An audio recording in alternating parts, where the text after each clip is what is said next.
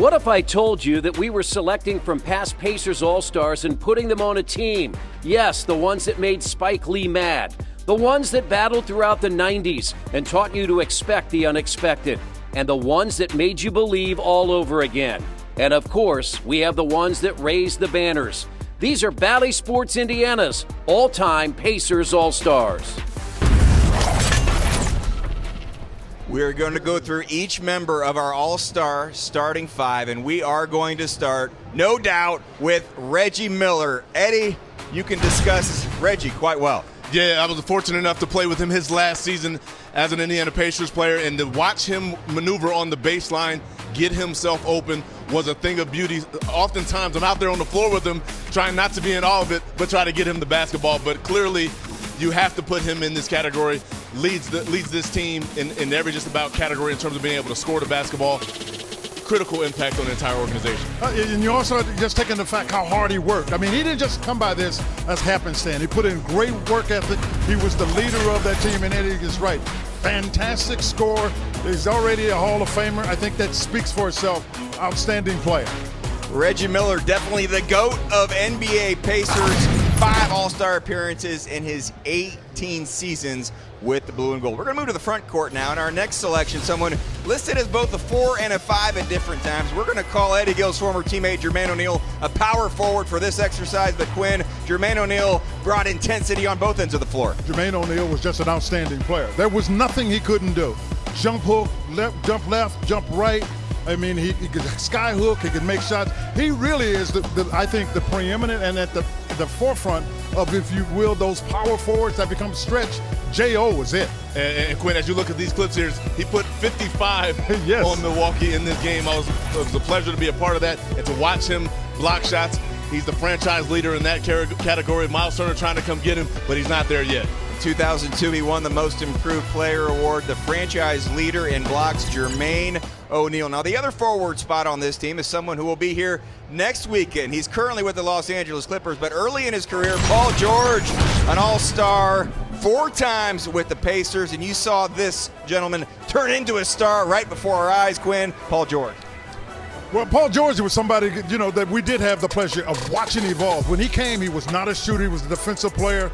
But then all of a sudden you start seeing these highlight films and you start to appreciate what he could do. He was a two-way player, and he's as good a two-way player in the league today. It was a pleasure to watch him grow, Eddie. Yeah, and you referenced the shooting that he was able to gather as he got along his career. He had that big-time injury, and you noticed after that injury, he locked in on his shooting.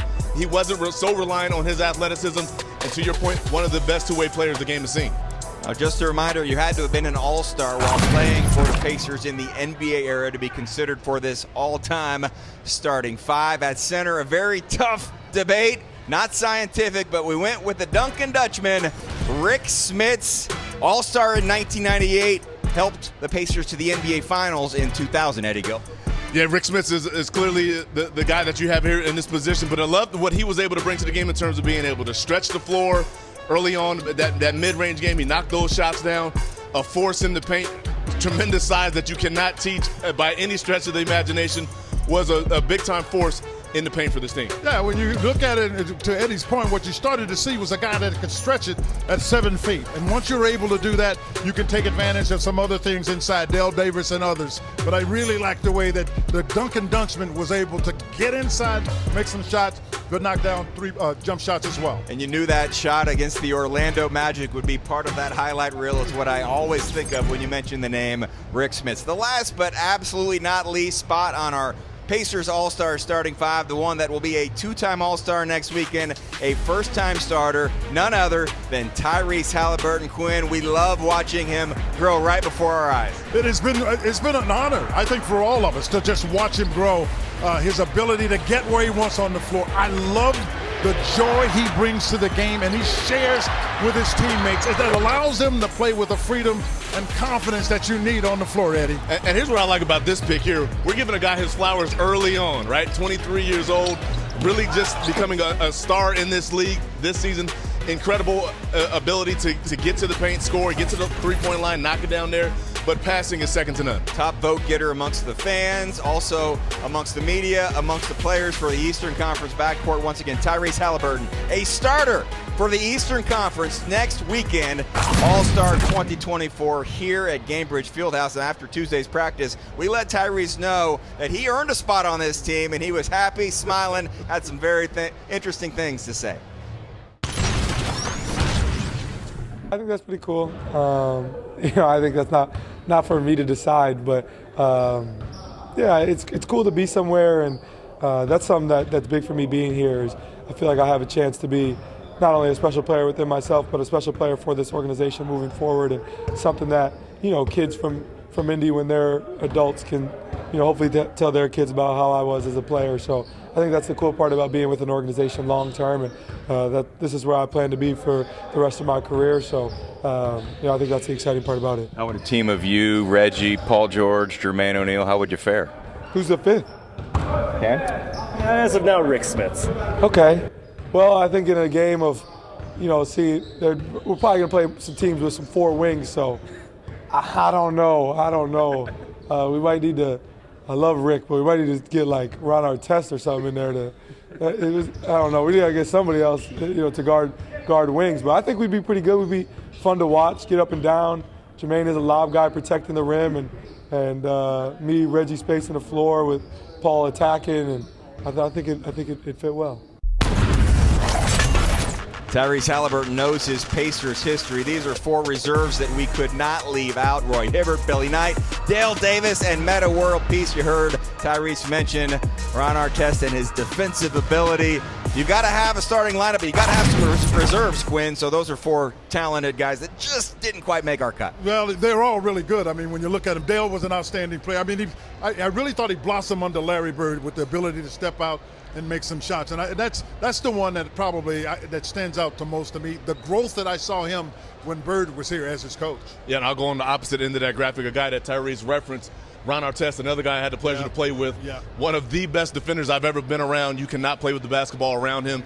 And there was a point in time where I thought he was the best player in terms of getting it done on both ends of the floor in the game. That portion of the All-Stars from the NBA era. We did not forget about the ABA Pacers, some absolute legends, some of whom you see in the rafters at Gainbridge Fieldhouse. Chris Denary and Pat Boylan have more on the ABA starting five.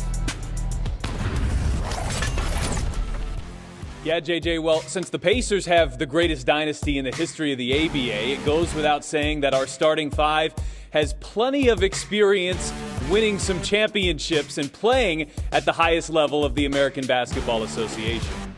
We start off our list with arguably the greatest Indiana Pacer of all time, Mel Daniels. The man with the strongest handshake at all of basketball. Mel was a 7-time All-Star, a 2-time ABA Most Valuable Player, a 3-time ABA champion, and of course a James Naismith Memorial Hall of Famer. He's undoubtedly the greatest big in Pacers history. And from one big to another, we're going next with another Hall of Famer and one that is an icon in all stages of Indiana basketball, an IHSAA champion, an All-American at Indiana University, and a 2-time ABA champion, George McGinnis, who played on 3 All-Star teams with the Pacers, but most importantly, he was the 1973 ABA Finals MVP. His steal and dunk in Game 5 of the 73 Finals is the biggest basket in Pacers history. Pat, speaking of clutch players, Roger Brown could be the most clutch player in Pacers history. In Game 6 of the 1972 Finals against the Nets, it was Roger Brown out-dueling Rick Barry and leading the way with 32 points that gave the Pacers their second ABA championship. Brown continued to hit clutch shots in the 73 Finals and would be inducted into the Hall of Fame. Perhaps the player with the most interesting background. Yes, legend has it that Bob Nedelicki owned a tiger at one point, and yes, Slick Leonard did chase him into a bathroom stall with a hockey stick, but Nedelicki could turn it on when it mattered. A 4-time All-Star and 2-time champion, but Pacers aren't celebrating banners without Nedelicki. And rounding it out, Pat, we of course have our point guard, a 2-time All-Star with the Pacers, Freddie Lewis, a part of all 3 of the Pacers championships. He was the 1972 ABA Playoffs MVP, averaging over 19 points and 4 assists. You can't question the rings, Pat. There were many great ABA Pacers, but these might be the best of the best. Chris, it's been fun to look back and reminisce on some of the greatest Pacers of all time in the ABA and in the NBA. But, JJ, I think safe to say, Coach Bobby Slick Leonard, I think he gets to coach both of those teams. Back to you. Absolutely. 529 wins, a coaching career in both the ABA and the NBA. Thank you, Chris, Pat, Quinn, and Eddie. We're back with more Talking All-Star when we return.